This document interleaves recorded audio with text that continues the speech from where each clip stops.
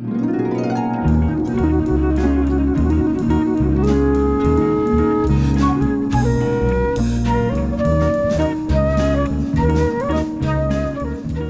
to you by way of the not-for-profit Mainframe Studios at 900 Keogh Way in downtown Des Moines, this is 900 Views, a podcast about building community through the arts as we build an arts community.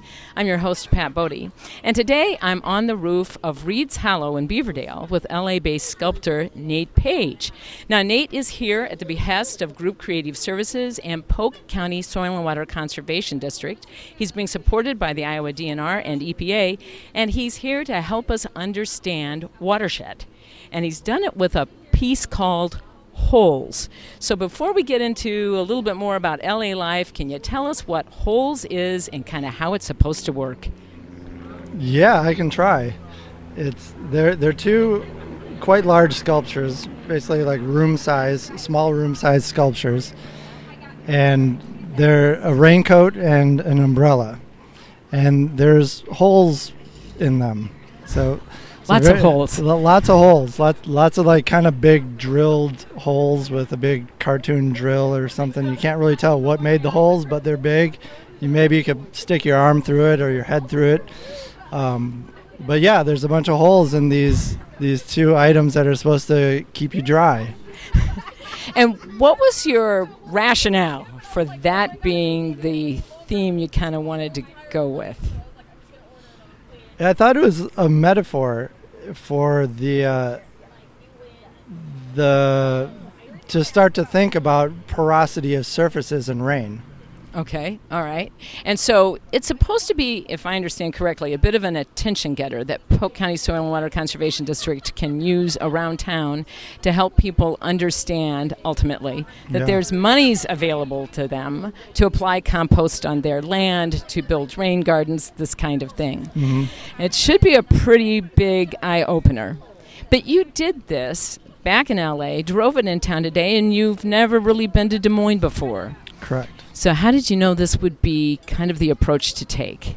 Well, there's a way that I like to work that it's very spatial and experiential, but also representational. So in a way, kind of iconic representations that generally we all kind of share a common understanding about, which is a raincoat, which is an umbrella. So these kind of like symbols, in a way, I felt like could work, and then just thinking about them as sculpturally in terms of scale and the treatment of holes in them, I feel like could be very adaptable. And part of it is like the transparency visually also communicates the porosity. So having the holes and being able to see through the pieces into the background, which maybe is a paved over surface that is not porous, or maybe it is actually like trees and a green grass or something that is like nature, so that the context can visually become part of the understanding of the work no matter where it's put. And this is intended really to kind of go around the greater Des Moines Metro area at festivals and events and catch people's eye, and then folks from Polk County Soil and Water Conservation District are going to visit with you about the options that you have. So based on what I've seen so far, it looks like it's going to be pretty successful, and there's a sign version that goes with this. So it kind of creates a community of folks within this community who are paying attention to what's happening with our watersheds. This is not the only kind of project of this ilk that you've done.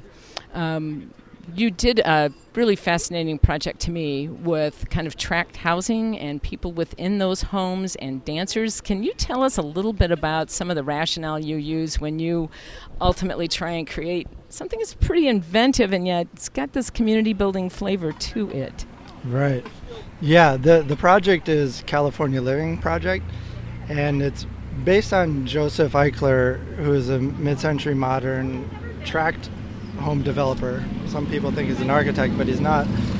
But he had these homes that were very, like, of the time, like indoor, outdoor living, very open to nature, with sheer glass walls on them. So you'd always see images in modernist magazines about, the living room is opened up to the backyard and nature, and it's like this seamless sort of airy, beautiful experience between indoor and outdoor. But when you actually go to look at these homes in the subdivision, all those windows and that openness and airiness is only on the back of the house. The front of the homes have no windows. Yeah. It's just like brick walls, like throughout the entire subdivision.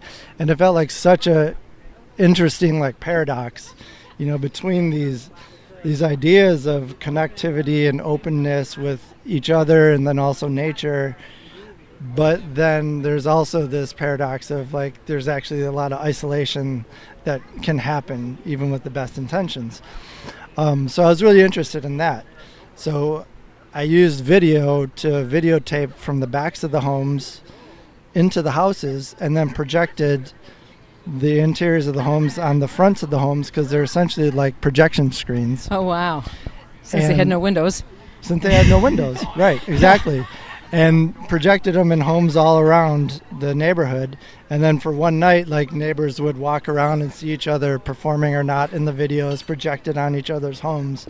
And it created this really unique kind of specific festival like experience. Oh, that's for everybody. Fantastic. So you've done, like I said, you've been doing these things. I've got to mention one more, and then we'll get a little bit more philosophical about arts and community building.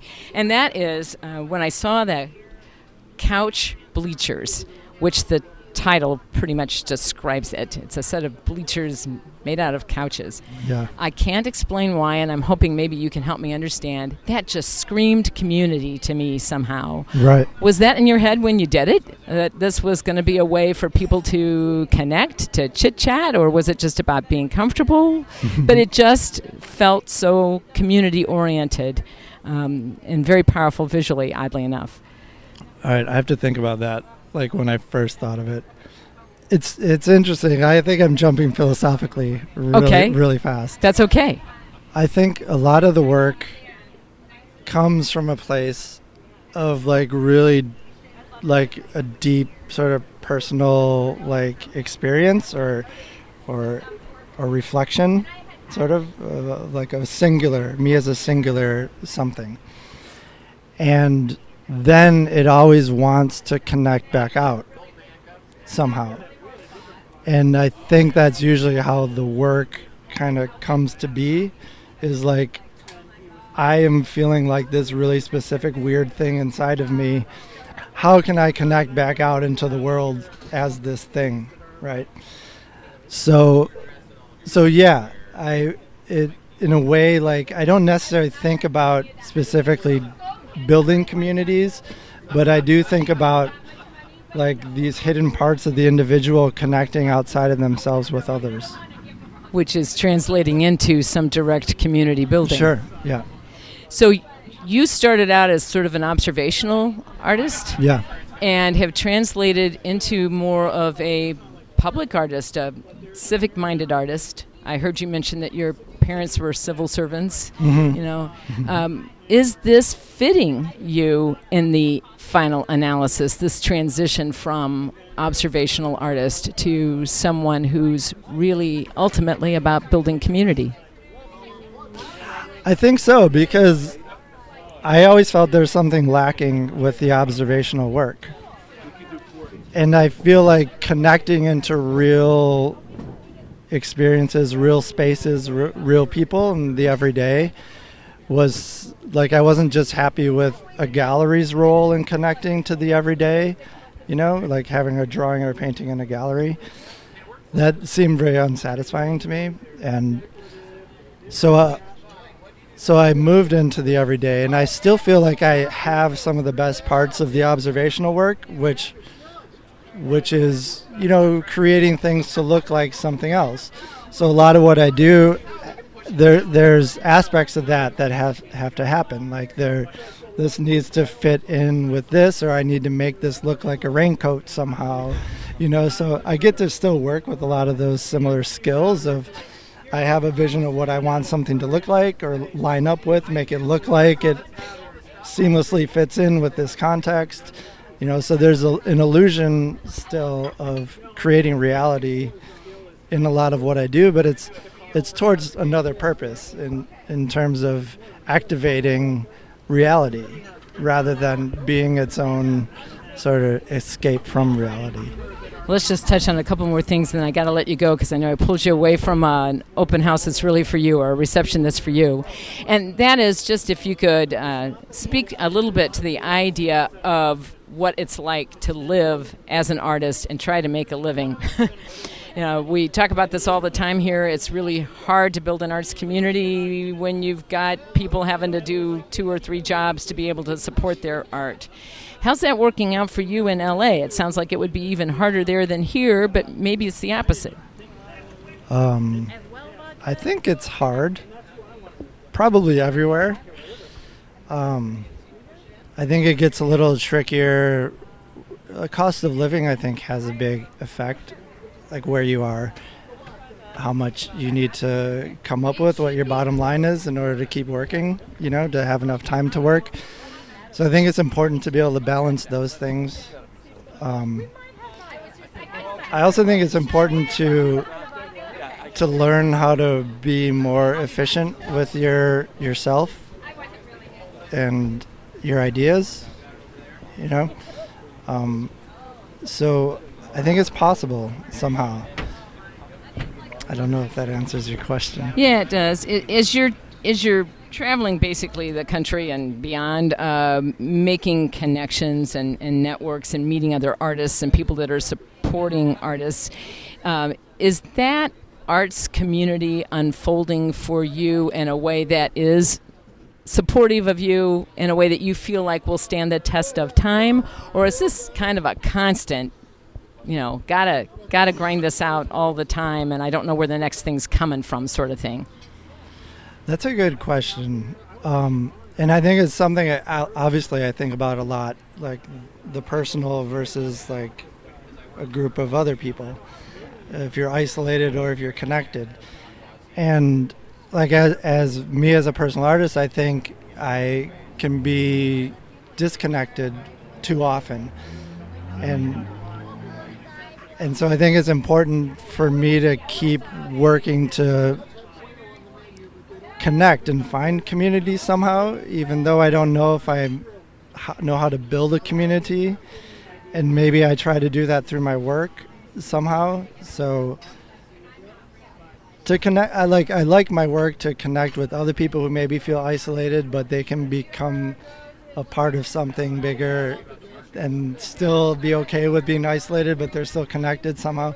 I don't know. So, but I do think that community is so much more important than being isolated. What advice do you have for those of us who are working to build our community in a way that allows the arts to thrive? Man, it's so hard because artists are so different. I think I've always had a dream of art audiences being more diverse. And sort of like artists finding their pack of audience members. Because I do feel like sometimes it's natural, but sometimes artists kind of steer themselves towards being accepted by audiences. And I feel like their work could be still more genuinely them and genuinely their own community.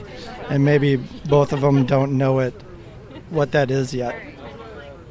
So I guess what I'm saying is that the artist is maybe always collaborating with its community to find out who the artist is and what the art is between the artist and the community.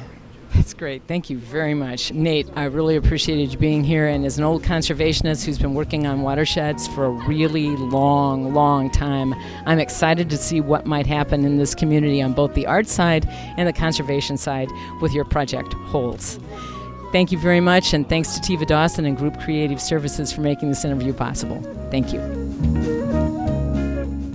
Really want to thank Nate Page for taking the time to do that interview. He actually interrupted, as you could perhaps tell, a reception for himself. that was occurring at the rooftop of Reed's Hollow. So very kind of him to interrupt those festivities to take the time for the interview. And I want to mention that on August 24th, Mainframe will be hosting Yellow Door Gallery. You might remember that Emily Suzanne Kessinger and her husband Mason Kessinger have co-founded Yellow Door Gallery. It usually hosts salons, and they will have a salon at Mainframe on the 24th. The author of I Was There, American Dream, Malaka Gharib, she's also with NPR, will be there. That's a book about being a first-generation Filipina Egyptian American. The music of Colorado-based folk pop-influenced Emma Kieran will take place. Wisconsin comedian Joan La Rosa Doyle will be there. Visual artist, Mainframe's own Lee Running, will have her work exhibited at this, and Lee will be, if there are no technical snafus, our next guest on this podcast. And we will also have commentary by our own Siobhan Spain of Mainframe Studios as part of that salon. So I wanted to mention that in some detail so people would make an effort to get there. It's going to be an outstanding evening. And with that, I also want to thank my collaborator, Alex Cooney. This wouldn't happen without him. Thank you for joining us for another edition of 900 Views.